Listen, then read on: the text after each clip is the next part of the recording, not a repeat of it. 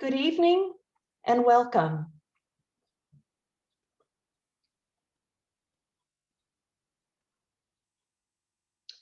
Good evening and welcome. My name is Lorelei Muñiz, and I'm with Littlefield Action for Social Justice, which is a group within Littlefield Presbyterian Church in Dearborn, Michigan.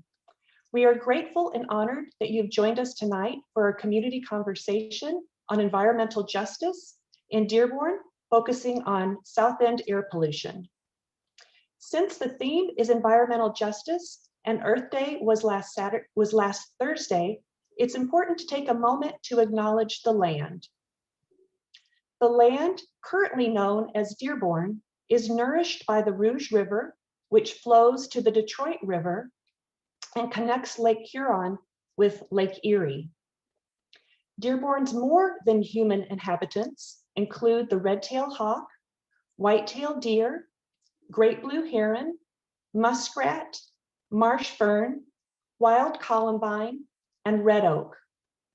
It's the ancestral home of the Meskwaki and Anishinaabe peoples, including Ojibwe, Potawatomi, and Ottawa.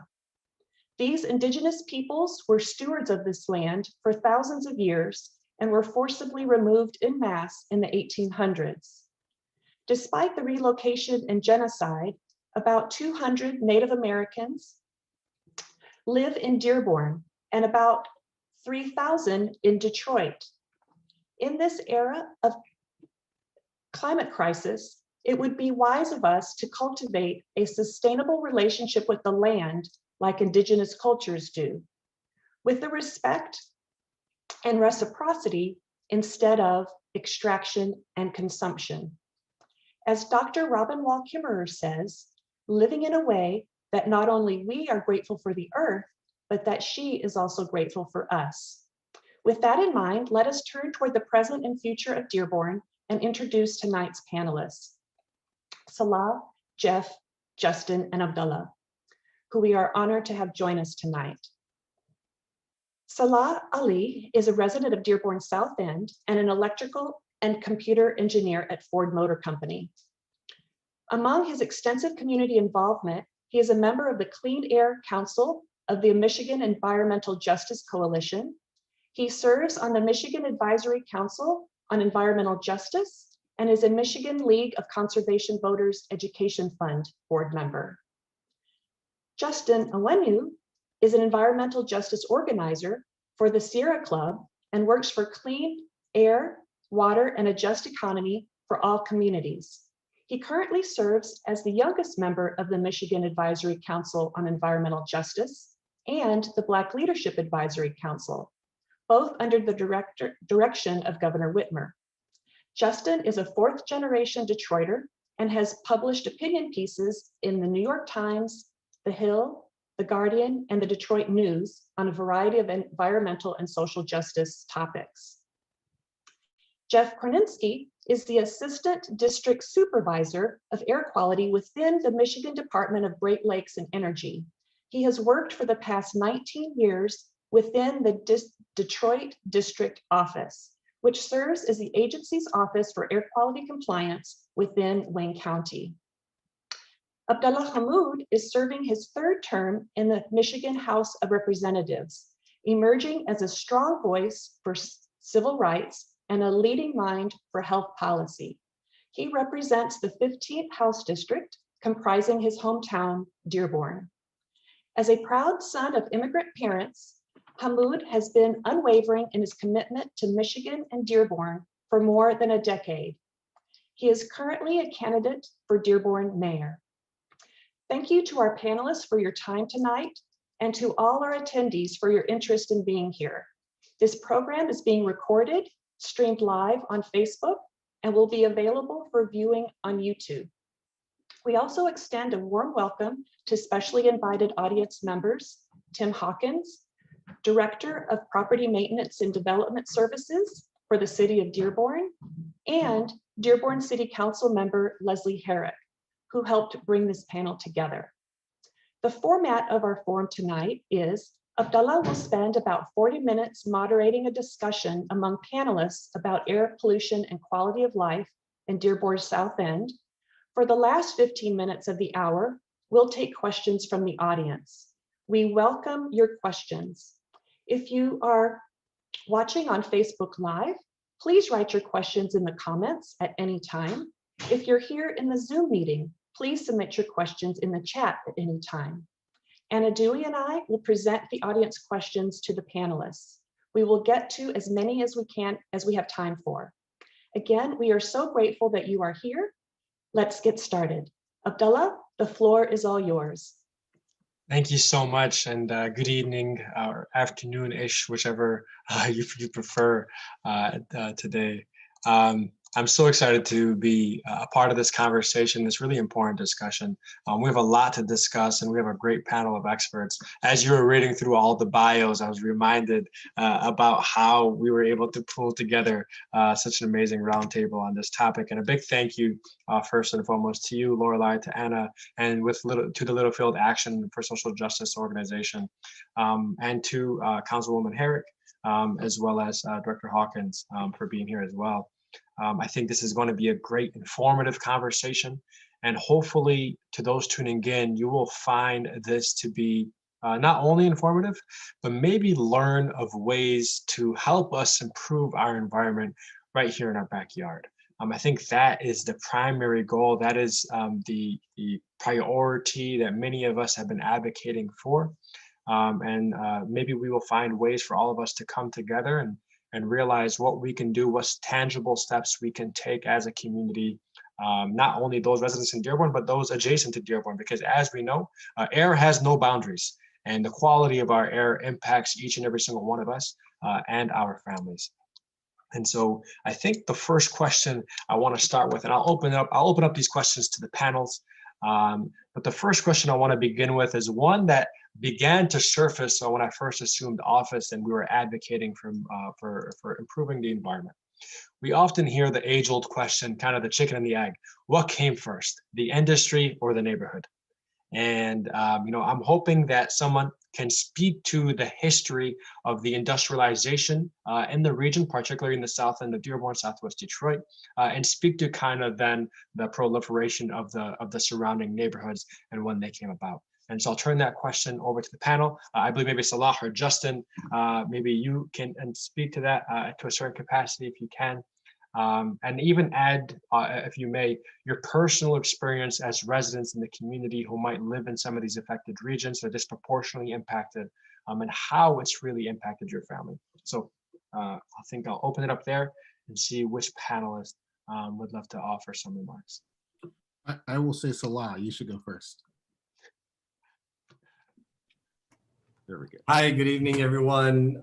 Thank you all for making this happen, and I'm glad to be able to bring up perspective on some of the impacts South End air quality has on its residents. So, good question, Abdullah. Which came first, right? Chicken and the egg question. Obviously, you would have to assume people came first before and it was industrialized, right? People created the industry. It didn't evolve naturally. So, just briefly looking into it, you had Henry Ford, the original senior, in the early 20th century, in the 1900s, owned some farmland, and over time created the Rouge plant, which was the first industry to be evolved in South Dearborn, which proliferated into multiple industries throughout time. But it was then in the early 1900s is when the first industry was manifested in South Dearborn via the Rouge steel. And then Henry Ford needed employees. So he had to convert some of that farmland into residentials. So he started recruiting folks from down south to come and work at his plant. And in addition to the immigrants that migrated over time, the developments even grew furthermore, creating the population that it is today. However, the demographics changed over time. In the early 20th century, it was predominantly white Italian immigrants that migrated over the years. And me personally, I have a property which formerly used to be an Italian clubhouse built in 1924. And some of the artifacts that I've seen in the basement is pretty surprising. but it kind of shows some of the history that proliferated over time, and the demographical changes over time. Started with Italians, and then included some African Americans that were brought up from the South, and then became the central hub for immigrants from the Middle East and what it is today. So in a nutshell, that's kind of the history of the South End. Thank you. Justin, did you want to add to that? Yeah, and I'll say first off, thanks so much for having me and for allowing me to share some of the work that we do, and excited to be here with you all. I'll say that question is a good one, and one that we often get from industry, is, two questions: who was here first, and why don't people move when they're living in communities that are exposed to pollution? And I think one of the things that I always say is that, number one, people who live near industry deserve to have clean air as well. Number two, a lot of times industries will locate where land is cheap and where political pushback is low. And so if you're locating in a minority community, the state may not do what it's supposed to do in terms of language access, which makes it hard for certain communities to build political power to fight back against certain industries. And so when you combine, property costs, land, and then the politics and race and class into that, you get oftentimes a lot of industries that are locating in already burdened communities. And so I think that's one side of the equation. The other side of the equation is there's examples where industry and residents in the neighborhood essentially grew up together. And I think on those sorts of cases, I think the common point that environmental justice advocates make is that we're not asking for much. We're asking for industry to be a responsible neighbor, for people to be allowed to go to work and then return back home to the neighborhood with clean air, both at work and at home. And so I think in both cases, we're not asking for much. I think the issues in Dearborn, particularly around truck traffic and dust and pollution from facilities like AK Steel, are examples where, the issue is clear. Residents aren't asking for much. We're just asking for companies in this area to abide by the law and to make sure that people can breathe clean air. So I think Salah gave a good background on the area. I think beyond that and broader, I think this question is one that's good, but oftentimes it's coming from a place of bad faith from industry who is trying to deflect. So I think I'd leave it there. And I appreciate that insight and kind of that historical perspective. I really want to try to ground this for those who are tuning in, because sometimes, we speak issues of environmental justice and people think, hey, it's great on Facebook, it's great on Twitter, but what is the day-to-day livelihood? What are the impacts of people's livelihoods from a day-to-day perspective? Can you speak to either your personal experiences or experiences of some individuals who who live in some of these heavily polluted areas? As we know, the south end of Dearborn borders Southwest Detroit, and that region is kind of known as the asthma epicenter in the state of Michigan, where asthma rates are higher than the average in the state of Michigan. So, but what does it actually look like from a day-to-day for children who are growing up in that neighborhood, or for elderly adults, or for those suffering from some chronic conditions? Can someone speak to the personal experience, what it's like on a day where you get an alert on your phone and you're alerted that the air quality is extremely poor, do not come outside? Can you speak to some of those personal accounts to try to really bring this message home? I'll say for me, I got started in environmental justice work out of an interest in public health, not out of a interest in traditional environmental issues like conservation. And so when I started in environmental justice work about 3-4 years ago, the issue that I was working on, I was going to school in Houston, Texas, and one of the issues that came up out of a hurricane that hit was the number of toxic waste facilities and refineries that spewed, toxins throughout the community. And so for me, that's how I got a firsthand view of how the environment you live in can dictate how well you're able to sleep at night because of things like air quality. It can dictate the value of your home. If you live next to a polluting facility, your home value is not going to be what it should be.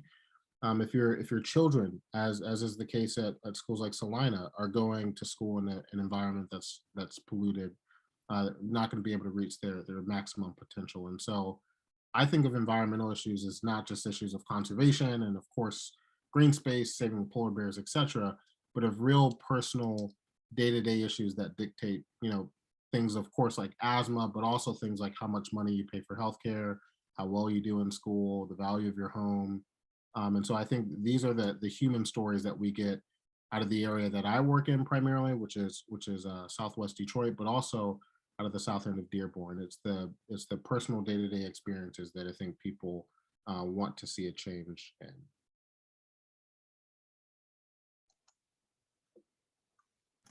Yeah, so for me, it's a bit personal because I have a technical background. I'm an engineer by profession.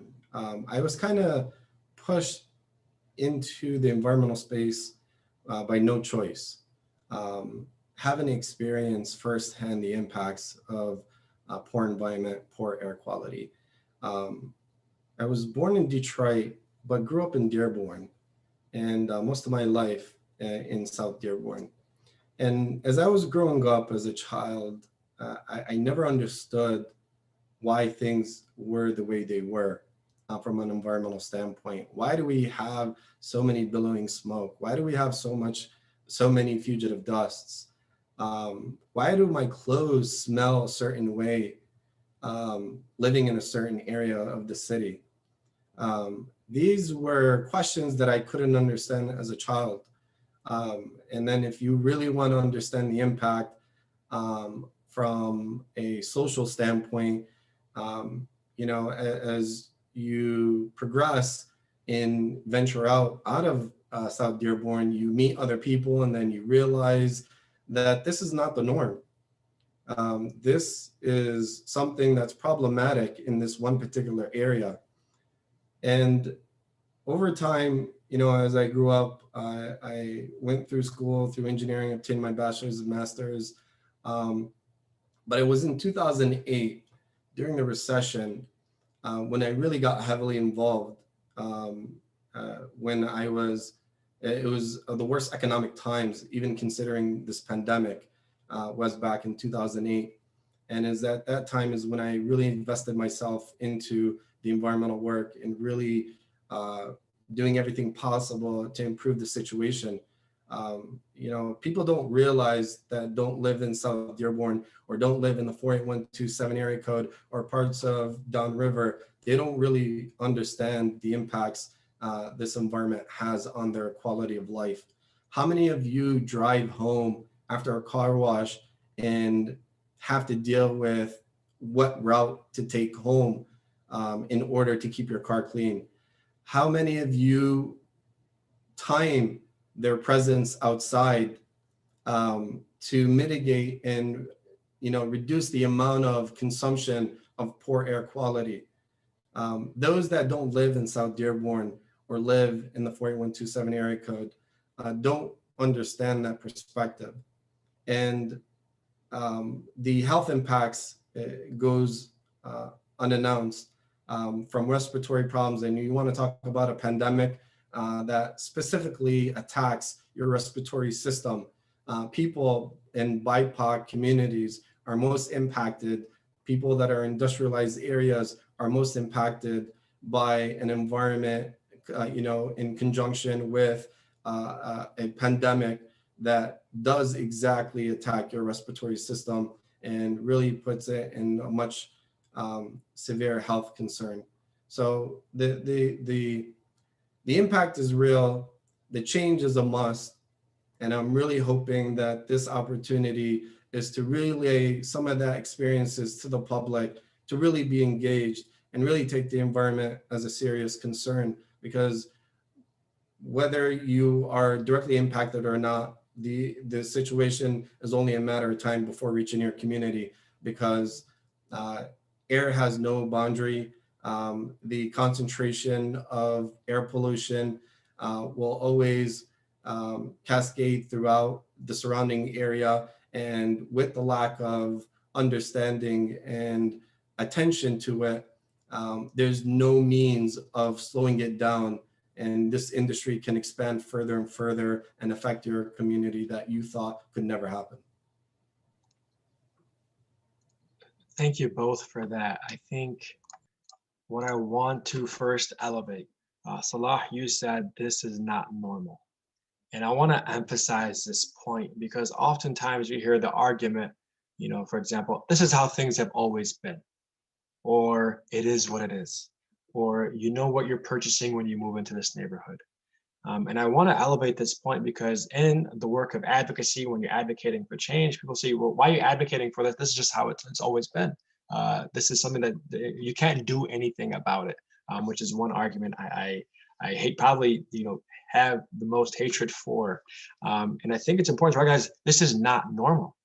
There are ways to improve the environment. We have the technologies, we have the capabilities, and we have the regulatory authorities in place in order for us to move forward. So I wanted to elevate that. And the second point that I heard through Justin was the impact of air quality should not be singled or isolated just to an environmental impact. This has a health impact disproportionately on those residents residing in those areas where the air quality is most poor, but this also has an economic impact. This also has an educational impact. And when we're talking about education and economic, we're talking about lifetime earnings of children who grew up in these neighborhoods. We're talking about the quality of life for these children who aren't able to go outside and play in the parks the length of time as children of other neighborhoods. And what that does, not just to their physical health, but also to their mental health. So I did want to elevate those 2 points. Jeff, I want to pull you into this conversation. And I think you can help us with this next question. We are using the phrase poor air quality. Can you talk to us about the science behind the phrase poor air quality? Can you talk to us about this region, particularly in Southeast Michigan, and what we know relative to other parts of the state or other parts of the country, just what we know about the air quality in this region around south end of Dearborn, Southwest Detroit, and Southeast Michigan? Sure. First, thank you for inviting me. I'm happy to be here in this conversation. So poor air quality, what does that mean from a regulatory perspective? And understand that a regulatory perspective is not necessarily the perspective of the citizens within an area. So I'm just speaking about what is currently lawful or unlawful. And that's not necessarily the same as what anyone's individual opinion might be. So most of the, like in the early 20th century, most of the air quality regulations start off at the local level and just addressed things like dust and smoke from, coal-fired, incinerators or heating and construction and whatnot, and in general sort of nuisance particulars, or at least that's what it was considered back then. In the mid 60s, certain localities like Wayne County, certain states started having programs of their own and built up around common air quality issues like emissions of carbon monoxide or nitrogen oxides. And really with 1970, when the Clean Air Act comes into being, EPA sort of consolidates everything that's going on in the country and resolves around 6 primary air pollutants. These are carbon monoxide, nitrogen oxides, sulfur dioxide, lead, particulate matter, and ozone. And pretty much the way you control ozone, at least initially, was through the control of volatile organic compounds. So with those 6 pollutants, then how do you judge whether an area is considered to have good air quality or poor air quality? And again, it's an arbitrary decision, at least arbitrary in the sense that there's a panel of experts in Washington who on a cyclical basis, I want to say it's every 8 years, might be shorter than that, reevaluate what the standard is nationally for those 6 air pollutants. And as they adjust the values, and usually what they're doing is they're adjusting them downward, areas within the state, within the country, get designated as being in compliance, being in attainment with any one of those 6 air pollutants, or being out of compliance and non-attainment. So currently our area is in Dearborn and Detroit and some of the downriver communities is non-attainment for both sulfur dioxide and for ozone.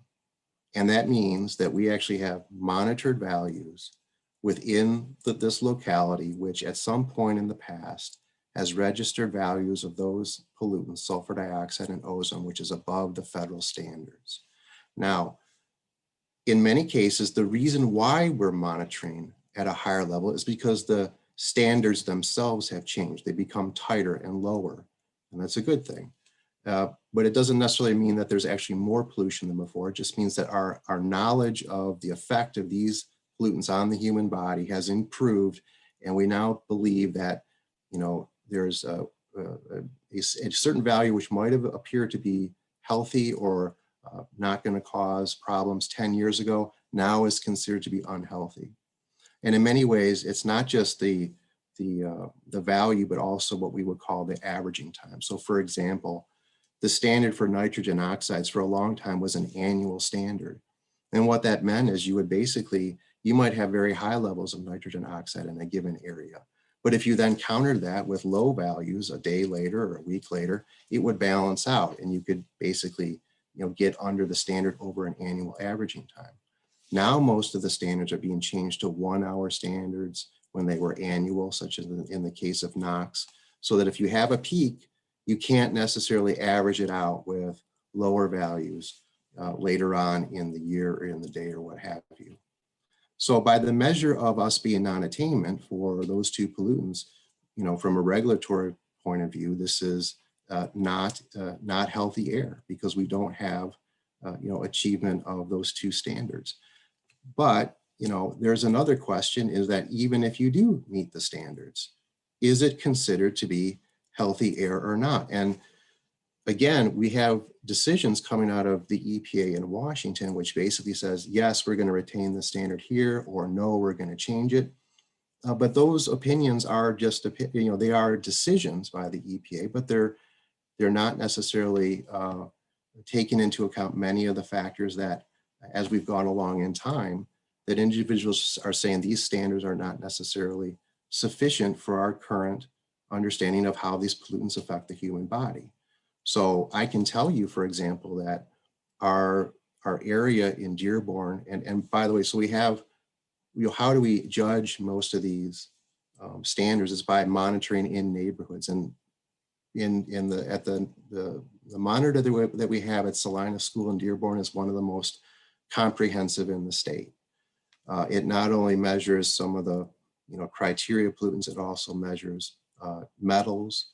It also measures volatile organic compounds in a speciated sense, which are not necessarily regulated by the EPA like VOC's bulk or PM, but we get that information and we publish it in an annual report every year. So as we've gone along in time, you know, there's the question of, well, wait a minute. So suppose, you know, if you go just Google like sulfur dioxide and asthma or particulate matter and asthma and EPA, I mean, you'll come up with various statements from EPA and others that say particulate matter emissions, you know, might cause an asthma attack. Sulfur dioxide emissions might cause an asthma attack. And yet, currently, all of those standards that we still have are judged on an individual basis. So we have a standard for particulate matter and we have a standard for sulfur dioxide. But we don't have a standard that combines the effects of sulfur dioxide and particulate matter into one sort of overarching standard for asthma. So that's not to say that, you know, I'm just saying that's the fact of the matter right now. And it's, you know, if you consider sort of this cumulative nature, which is really what people are honing into, I just want to say, so we have these main pollutants 50 years ago, you know, we settled on carbon monoxide and so forth, and we still haven't come up with a method to combine the effects of them and come up with an overarching standard. That is like what many people believe that's a failing in the regulatory scheme. And the way to address that is either address it at the federal level, either with new legislation or at the state level likewise, or to come up with some sort of using, you know, the regulatory power of the Clean Air Act at the federal level, or the Act 451 of 1994 at the state level to say that okay, given what we know now about cumulative impact, we can come up with sort of rules to combine the effects of these pollutants. So, again, for Dearborn, and again, for most, for ozone, it is a 7-county area where we are non-attainment for ozone. For sulfur dioxide, it's a little sliver down the riverfront, which includes Dearborn.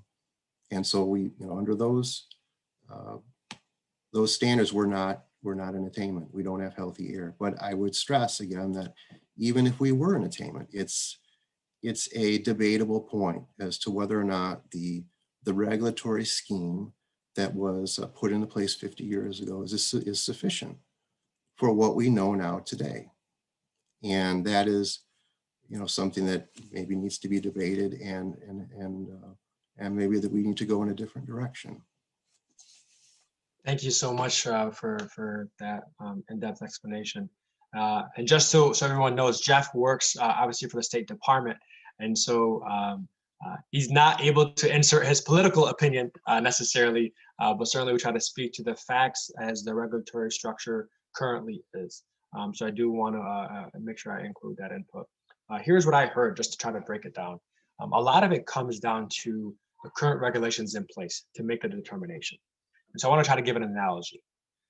For individuals that might live in a neighborhood, let's assume that the speed limit is 55 down your block. You have always known that 55 is too fast. But if cars are driving at 55 miles an hour, they're technically within the law. If we lower that speed limit down to 45, it still might be too fast. Individuals still coming in at 45 still might be too fast, but technically under the law, it's seen as legal and it's seen as safe. And so I think what Jeff's point is, even if we lower the thresholds, and we have over the last decade or 2 decades, we still might not be at the level, I know we're not, at the level that is actually good for the community members. And so there's a lot of work to be done. And he brought up the point of cumulative air impact. I was actually the author of that legislation in Lansing. We've been working on this legislation for some time, and people before me, Stephanie Chang, who's been a champion on this issue as well, Abraham Ayash has been a champion on this issue. And so we have a lot more work to be done. What I would like to ask now is, can you spell out for the audience what regulatory authority falls under the umbrella of the EPA versus EGLE, for example, relative to what authority does a local municipality have to insert some ordinances or whatever it might be as well. Can you try to differentiate what each body should be focusing on or does focus on? Yeah, so it's interesting. I worked in air quality for in 20 years or more than 20 years when you count the county service. But with every sort of state environmental, or we have one state act basically that acts as that houses most of the parts which deal with, let's say, wetlands or water quality and air quality, and then you have your companion acts at the federal level: the Clean Air Act, the Clean Water Act, the Resource Recovery, and so forth. And they're meant to interact differently, or they tend to interact differently. And with the air program, it's very much of a tight interaction between the federal and state authorities. So when the federal government is coming up with these solutions for, okay, we have high carbon monoxide in an area, what they will do is they will ask the state to publish regulations to bring an area into attainment.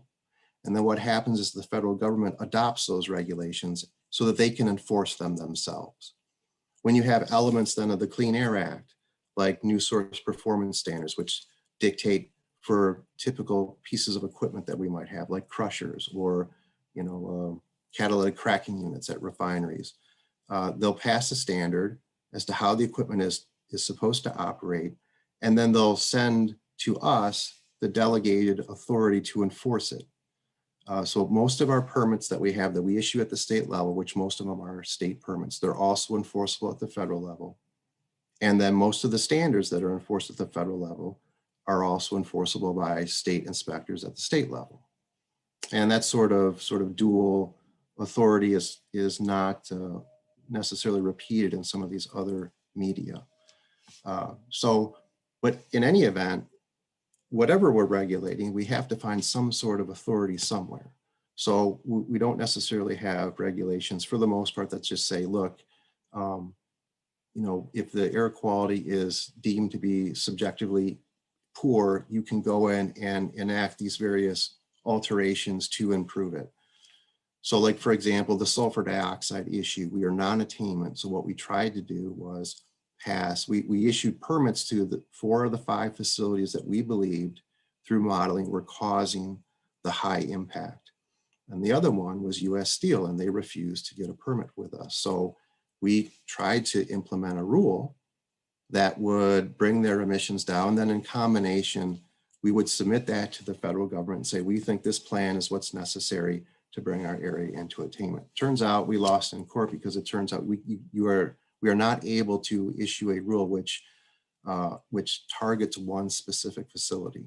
It falls, afoul of another law enacted by the legislature. But that's how we try to work in tandem. And so after our plan sort of fell apart, the federal government now steps in and tries to implement regulations to control these various facilities on their end that we can also enforce. So the responsibility is shared, but we always have to find some sort of authority to act in one way or another. And one example of this is sort of when you look at sort of how does the air program progress over time, you have 1970 where we're really focusing on those criteria pollutants and how do we control emissions from those, whether it be NOx, carbon monoxide, and the federal government passes, the new source performance standards for many equipment pieces across many industries across the country. We have our own regulations for nitrogen oxide sources, VOC sources that we've developed over time. And then we submit those to EPA and say, hey, is this good enough for you guys, for the state of Michigan? And they either agree or disagree. But it's those 6 primary pollutants. And then in 1990, the Clean Air Act amendments come, the really one large amending process. And we start focusing on what we'll call hazardous air pollutants. And those are primarily volatile organic compounds and some particulate matter for which we have serious concerns that they themselves will cause issues with health, such as, benzene or arsenic compounds or hydrogen chloride or some of these other, what EPA considers to be HAPs. We can enforce some of those regulations that EPA develops, but we'd also have our own rules that we passed in the early 90s called our state air toxics program. And the federal government has no authority to enforce those regulations. It's only the state. And we go about it a little different way. When someone comes in with an air permit and we evaluate, well, what are all the emissions that are as a result of this process?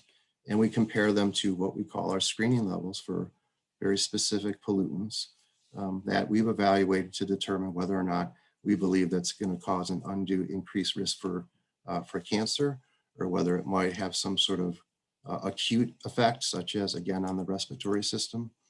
And those were regulations passed. I'm not sure where they started, but that was a step forward for the state of Michigan. There are some states that don't have an air toxics program. Some of them are more robust than what we have, but many are not as robust, or they just dovetail with the hazardous air pollutants that the federal government has. So we have our own program, and it's been something that we've had now for almost 30 years, and it's been an asset, I think. But you have to have some sort of regulatory authority to point to it and say, yes, we can regulate on this basis. And many of the challenges, I think that, so just to put it in context, so, we have an air toxics program. What is that? You really have to get down and say, what does this really mean? What it means is someone comes in with a permit for a new piece of equipment or modifies an old piece of equipment, and then we can apply these rules. But we can't apply them to sources that don't require a new permit. Or we do not sort of combine, in many cases, for example, there's refinery tanks at Marathon. Well, if they come in and want to install a new tank or modify an old tank, in many cases, the air toxics regulations in some fashion only apply to that tank. Well, they only apply because that's the only way we can make it apply, but you have to recognize that to the left of that new tank is an existing tank, to the right of that tank is an existing tank. And In some form and fashion, we can combine the impacts, but in the way that our toxics regulations are written, oftentimes we're just addressing that one particular piece of equipment. So, a lot of this, again, it's a shared responsibility, but in order to sort of drive many of the changes that maybe individuals believe should be made, you really have to get down into the specifics about how the regulations work so you can understand where there may be holes in it or whenever they don't work as effectively as what one might hope. At one, I'm not a toxicologist, so I'm going a little out of my element, but so even when someone says, what is healthy air? What does that mean? If you say, the federal government comes out with a standard and says, hazardous air pollutants of this nature, it's an acceptable impact. Well, what does that actually mean, acceptable impact? Someone has to make a decision on that. So if you read the Clean Air Act, what are called the residual risk impacts, and it means that EPA goes in and when they look at, let's say, elements of the refinery, and they say the VOC or the carcinogens that are released from this particular piece of equipment has an acceptable impact. What does that mean? Well, it means that if you go into the EPA's decision as to what is acceptable, it's like an increased chance of contracting cancer that might be of the order of 1 in a million or 1 in 100,000. So, and at the state level, we sort of have our own sort of definitions in that way. So that's how the rule is set up, but that doesn't mean that you personally think that an increased chance of contracting cancer is acceptable if it's 1 in 100,000 or 1 in 10,000 or 1 in a million. It's all related to, how these policies get put in place. And so many times to really drive the change, you need to go in and say, look, this is how it's being implemented and I don't agree with this. And I think you actually dovetail greatly into the next question about, sometimes, and frankly, I can tell you in Lansing, issues of the environment are sometimes the most partisan and the hardest to build consensus on, which is why sometimes it's been very difficult to pass legislation. But it doesn't mean we do not have an opportunity to work locally to help improve the environment. And so we have 2 questions left. And I know we have 3 minutes, and so I might push that to like 5 minutes before we open up the Q&A, if you're okay. I see they're nodding heads. So Salah, I want to ask this next question to you. Over the last year, the city adopted an environmental ordinance after some discussions and conversations. Can you speak to the ordinance that was adopted and kind of speak to the original goals that were there behind it?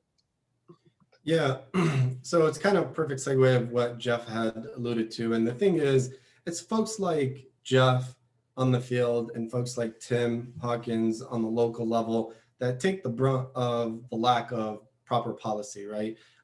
It's most of these policies are reactive. It puts people on the field to take the brunt complaints from the residents in the community.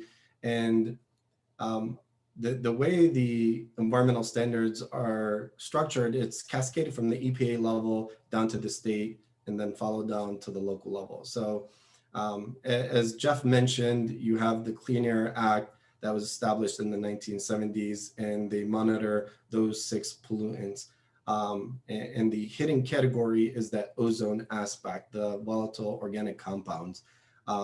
And to see that over nearly a half a century, we still have sulfur dioxide and these VOCs from the ozone impact still being in non-attainment is very problematic, especially when the current the current standard that's already very low from a strength standpoint, it's still not being regulated and imposed, and that's a problem, right? But yet again, knowing how partisan state legislation is, and I just learned that a couple years ago, I think there was legislation that was passed predominantly by the Republican Party, who made it impossible to have state level standards more stringent than the national standards. And Abdullah, I'm pretty sure you can elaborate on that, but this is the type of policies that are put in place to make it hard for BIPOC communities to improve their quality of life. It's almost having a fight against fighting an uphill battle and already on a slippery slope. So what can we do on a local level? Luckily, on a local level, we have more say and more representation in the local level and city government. And 2 years ago, there was a proposal that we had adopted from the city of Detroit for the fugitive dust ordinance that would improve the fugitive dust emissions in our local level. And then one thing that we have to make clear is the state level is responsible for certain standards and has their own jurisdiction. So does the local level. So any single source smokestack emissions, that's regulated by the state. Any emissions that's mobile, that's out of the state's jurisdiction, and that is regulated by the local authority.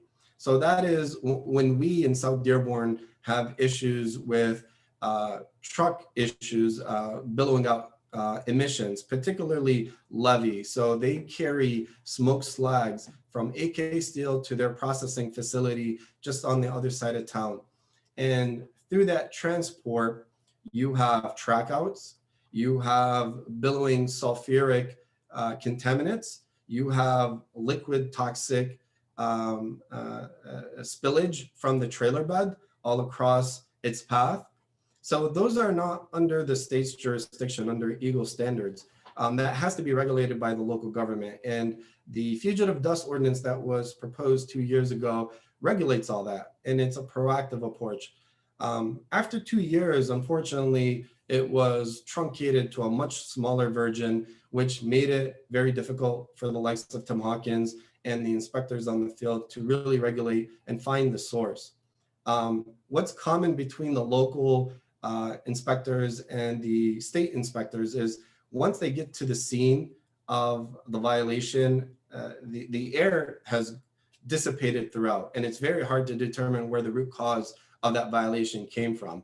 So the fugitive dust, the original fugitive dust proposal was a proactive measure to prevent the issue from happening from the start in order to capture the emissions before it becoming a reactionary measure in the current state that it is. So we are lobbying and trying to improve that measure from an ordinance standpoint on a local level, and there's potential. I'm glad and really glad to see Tim Hawkins in that position. I think we're very optimistic to have him who understands and I think is in a better position now and in his new role to really have progressive changes to improve the environmental standards in our city.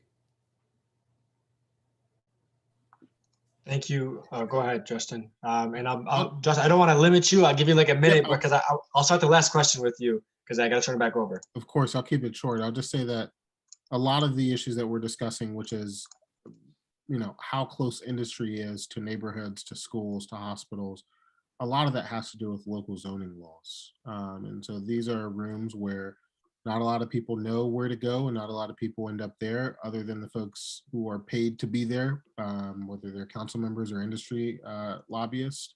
And so a lot of these decisions are accessible to the public, but we just need to get involved. Decisions about how close industry is allowed to be to a neighborhood, whether companies are having to cover up their pet coke piles and steel slag piles. A lot of these decisions are local. And so I encourage us all to of course, get involved at the state level. There's a lot more that Eagle needs to be doing and getting creative to protect our communities. But a lot of this has to happen at the city council level, at the mayor's office level as well. Thank you so much for that. And I think it'll go greatly into this last question. And I know I'm 4 minutes behind. So Salah and Justin, Jeff, I don't know if you can comment on this question necessarily, but I think you spoke to the idea that in Lansing, we can certainly advocate for legislation that can move forward and help strengthen and equip you with the tools you need to help protect the residents of the state of Michigan from the regulatory body. But to Justin and Salah, where do we go from here as a community? And how can those tuning in help support efforts to improve air quality in Dearborn? And if you can answer in about 30 seconds each, And then I'll turn it back over to Lorelei to go through the Q&A and Anna.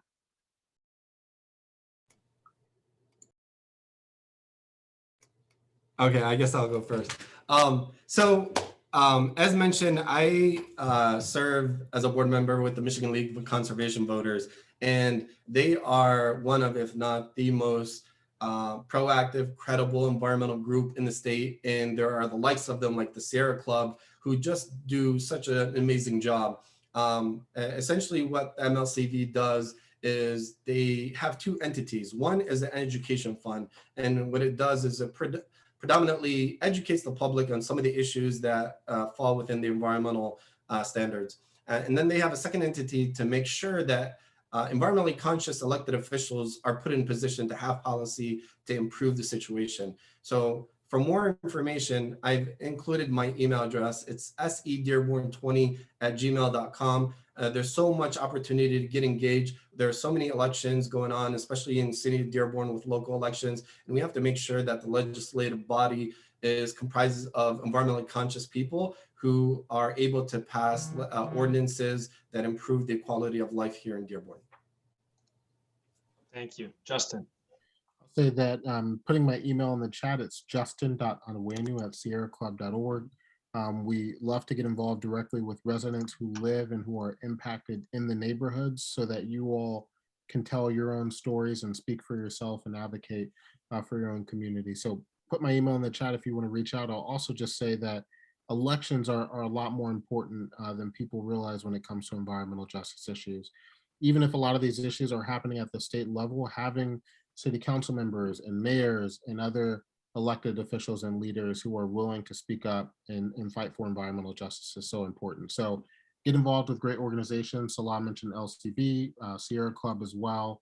Great Lakes Environmental Law Center is another great organization, but also get involved politically, because a lot of the relationship and injustice that we're seeing is one tied to a lack of political power and lack of political capital. So getting involved locally in this upcoming mayor's race will be super important as well. No, thank you so much. And thank you to all three of you. Those are all the questions I had for the panel portion or for the Q&A portion of this panel. I will turn it back over and I will ask for forgiveness in advance. I will have to step out in just a few short moments. But thank you again, and I'll kick it over to you, Lorelei, for the Q&A session. Thank you. Thank you so much, Abdullah. And we really appreciate your time. I know you have to move on to another commitment. And I know Salah also has to move on to another commitment sharply at 7. So Anna, can you help gather or propose questions from the audience? Absolutely. So we've got several questions both from Facebook and also from the Zoom chat. And so I'm going to just pick one that maybe we can have Salah answer. And that question is from Larry from Facebook. It used to be that the communities that suffered the greatest pollution at least got a large property tax benefit. Now those communities don't even benefit from that. This is environmental justice. How can that be rectified? Yeah, so that's I guess, rumor that I am not aware of, because many people think that we do get tax credits, but it's really the assessments of our homes that are undervalued due to the industrialized area that reduces the taxes. It's not necessarily a tax credit. But yet again, that shouldn't be a trade-off to one's health, right? It's most importantly to improve the quality of life, improve the health standards of living, and those two are mutually exclusive with property tax credits and one's health and standards in the area. Okay, thank you. We also have a question from Nancy from Facebook. Is health data available on the residents of the South End? Do we know the rates of asthma, cancer, lead poisoning, etc.? And could the panelists speak to the intersection of poverty, race, ethnicity, immigration, and industrial environmental pollution? I'll say that one of the professors that I rely deeply on is Natalie Sampson, who's out of the University of Michigan, Dearborn, who's done a lot of great research. I would just suggest just Googling her, being comfortable reaching out to her if you're interested in getting more hard data on just the health impact. And the second part of the question was, if you don't mind repeating that. Absolutely. Can you speak to the intersection of poverty, race, ethnicity, immigration, and industrial or environmental pollution? Are those linked in any way? Absolutely. So a couple of ways. I mean, the central equation that we have here is that companies and state governments feel comfortable allowing certain communities to live in polluted environments when communities don't have a lot of voice. And oftentimes that means people who don't have a lot of money and people who don't have a lot of political capital. The second more technical way that I think immigration and ethnicity intersects with these environmental issues is just access to our democracy. So a lot of the environmental permitting and procedures and public hearings that allow certain companies to pollute more, to get the permits to pollute, are oftentimes not accessible to immigrant communities who may speak other languages. And so that's a huge way in which communities in Hamtramck and Detroit and Dearborn are oftentimes left out of the process and not able to fend for ourselves and fight for ourselves simply because of simple things like access to translation services. So these are certainly issues of poverty, of race, of ethnicity, but also of things like language access and immigration status as well. Thank you. The next set of questions are related, one from Carolyn and one from Emily. So I'm going to kind of ask them in conjunction. Carolyn asks, do the majority of air quality and environmental problems relate to legacy industries? And does the state and city have greater control over new industries? And piggybacking off of that, in spring of 2020, Cleveland Cliffs purchased AK Steel, the former Rouge Steel plant. Is anyone from the city or state talking to the new owners about their future plans for improving the air quality at this facility? Yeah, so I would say that I wouldn't say it's necessarily legacy industries that don't have the same sort of requirements, but the legacy equipment. So anytime that someone comes in and wants to modify a piece of equipment or replace an old equipment with new equipment, they have to follow all of the current standards.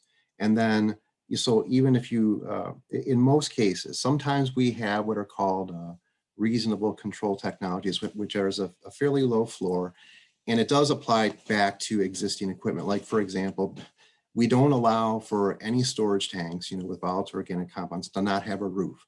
I mean, that's just a simple example, but in many cases that they didn't way back when. But as long as we didn't wait for like a new storage tank to be built to apply these what we call racked rules to existing storage tanks.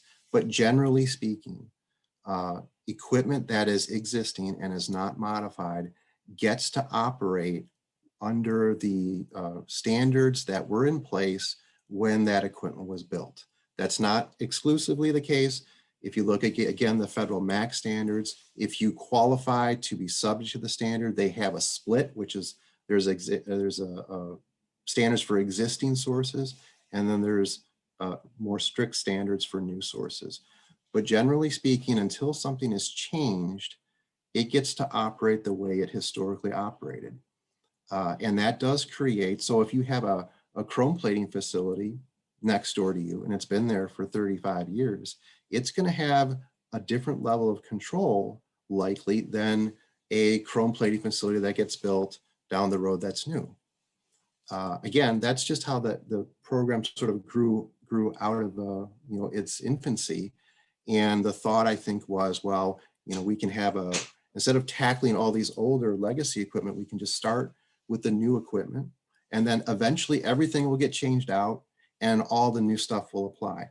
Well, this is why we as regulators, we get into large discussions, I'll call them charitably, with with industry, because they'll say, no, we're not modifying anything. And we get into a lot of these legal arguments about what is a modification and what is not. And the reason is because as soon as you define it as a modification, there's a whole mess of federal standards and state standards that apply to that equipment that didn't apply before, or applied in a less strict fashion. So it is, we are in an area which has been an industrial area for a long period of time. So you do have equipment processes at the steel mills, at older auto assembly plants that are that pollute a little more than, let's say, a newer auto assembly plant.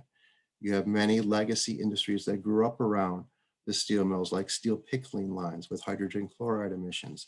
Again, you have the whole, any number of chrome platers to deal with the metal industry and so forth and so on, and other metal plating facilities that have been around for quite a while.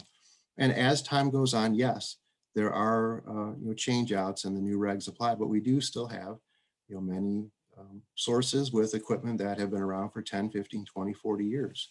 And they are not, they don't get into the system like new equipment. And that's a challenge, a challenging part of the way the AIR program is implemented and how it grew up. Thank you, Jeff. I appreciate that. Justin, I can let you speak if you have something to add to that. I just wanted to thank Salah, because I know he had to leave right at 7. So I wanted to be able to excuse him. So thank you for his input and participation on the panel. Justin, did you want to add something? I was just going to add that I put in the chat a link to a WDT story about a notice of intent to sue. The Great Lakes Environmental Law Center, Environment Michigan, and Sierra Club filed basically what is a notice that we're going to sue you to Cleveland Cliffs, the new owners of the AK Steel facility. There are ongoing discussions about a consent agreement between the federal government, state government, and that local facility, AK Steel facility. And we're fighting to make sure that agreement is strong.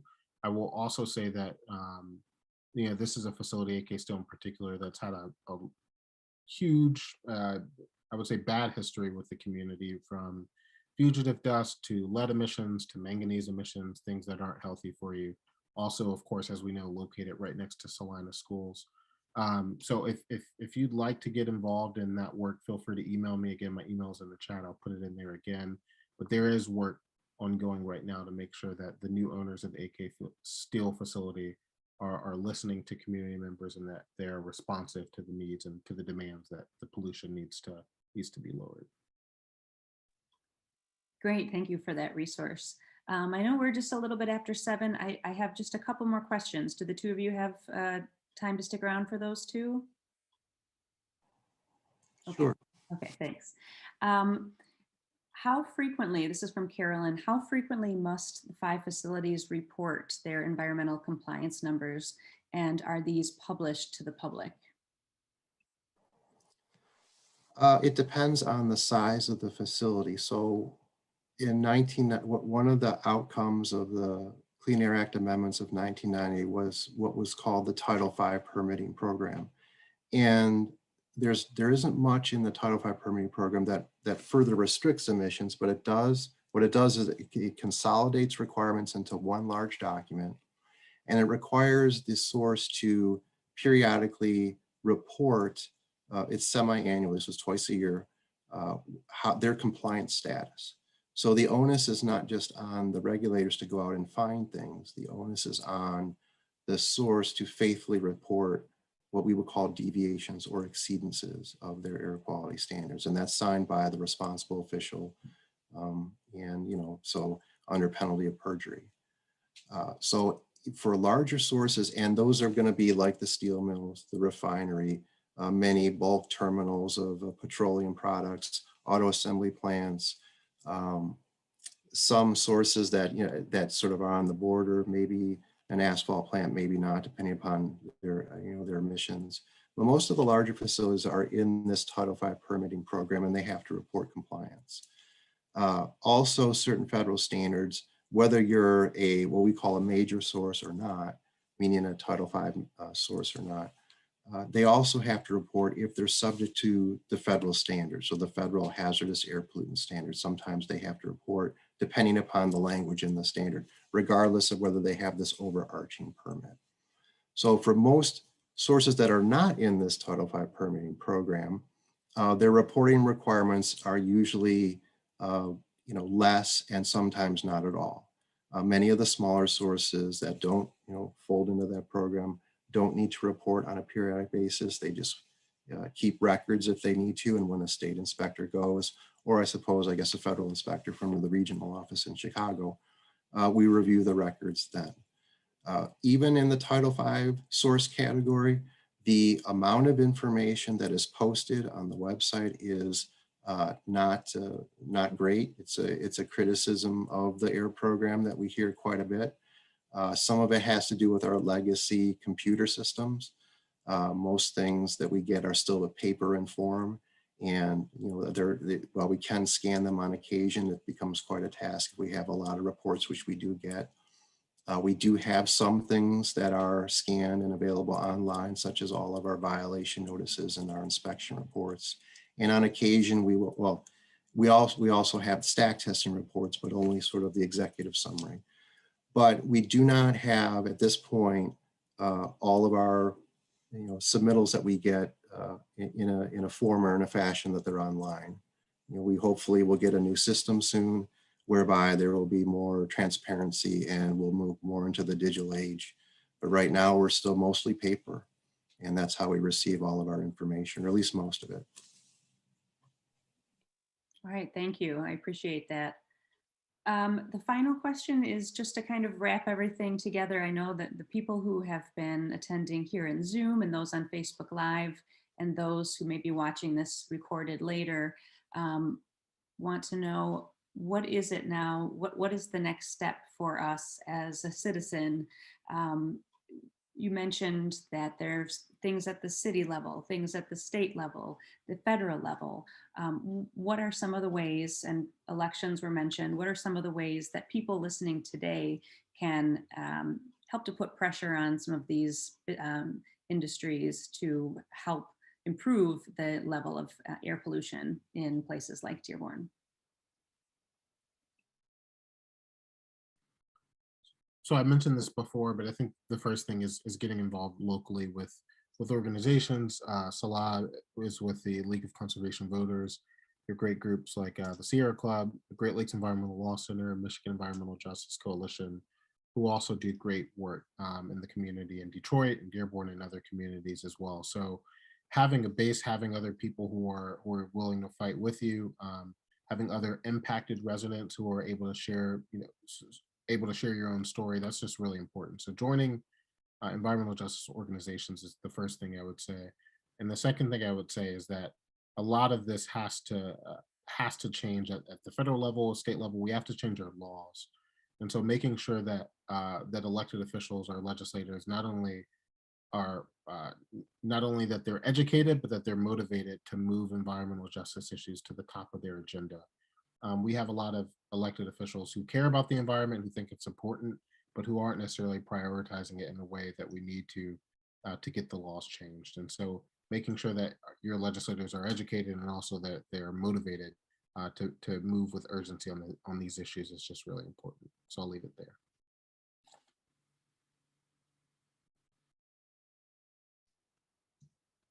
Well, thank you all very, very much for being here, both all of our panelists and our audience. What I want you to take, let me wait for the slide. If I can show. One moment. There we go. All right. We really appreciate Abdullah, Salah, and Justin and Jeff for joining us tonight. Please, if you are interested in joining forces with Salah, he can be reached at sedearborn20@gmail.com. Justin can be reached at justin.unwenu@sierraclub.org. We really appreciate you all for coming and your interest in environmental justice. We at Littlefield Action for Social Justice have some ongoing events. We have a monthly social justice movie group that we discuss movies, either movies or documentaries. And the next one will be on May 17th. It's called A Good Day to Die. It's a documentary about the Native American experience. All of you are welcome to join us. Our next community conversation will be May 24th at 7 o'clock. Our guest will be Dr. Ron Stockton, a retired professor of political science at U of M Dearborn. And the topic will be Mayor Orville Hubbard. We'll talk about the good, the bad, and the ugly of his legacy. Please follow us on Facebook. We're Littlefield Action for Social Justice, and our email is also listed here. Thank you all for joining us, and have a wonderful evening.